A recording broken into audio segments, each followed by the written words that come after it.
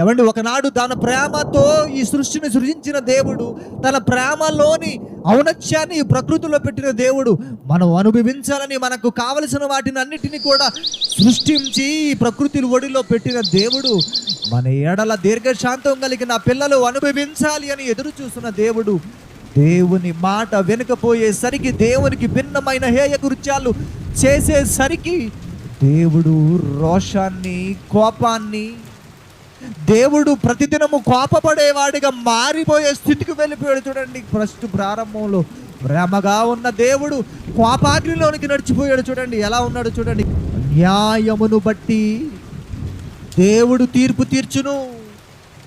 ఆయన ప్రతిదినము కోపపడు దేవుడు. నువ్వు చేస్తున్న పనులను బట్టి, నువ్వు నడుస్తున్న నడవడికను బట్టి, నువ్వు మాట్లాడుతున్న మాటలను బట్టి, నువ్వు అనుక్షణము తన ఎదుటున్న జీవిస్తున్న జీవితాన్ని బట్టి, నీకు నీ క్రియలను బట్టి నీకు తీర్పు తీర్చడానికి దేవుడు ఇదిగో ప్రతిదినము కోపపడు దేవుడుగా ఉన్నాడు.